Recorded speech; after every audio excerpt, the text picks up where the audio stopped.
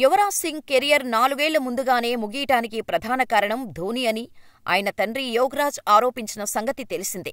కేవలం ధోనీ మాత్రమే కాదు, కపిల్ దేవ్ను సైతం ఆయన విమర్శించారు. ఈ నేపథ్యంలో యోగరాజ్పై ధోనీ అభిమానులు మండిపడుతున్నారు. ఆయన అలాంటి వ్యాఖ్యలు చేసి ఉండాల్సింది కాదని అభిప్రాయపడుతున్నారు.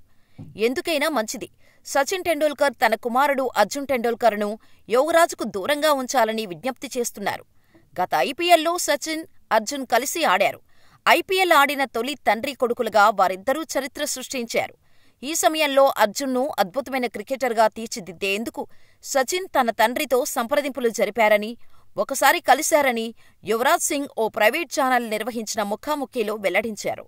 ఇదే విషయాన్ని యోగరాజ్ కూడా ధృవీకరించారు. వజ్రాన్ని బొగ్గుగనుల్లో చూసేందుకు అవకాశం ఉండదు.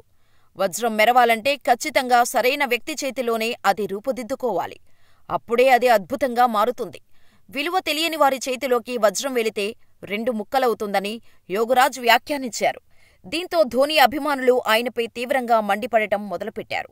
గొప్ప గొప్ప క్రికెటర్లకు విలువనివ్వని నువ్వు కుర్ర ఆటగాళ్లకు ఎలా శిక్షణ ఇస్తావని విమర్శించారు.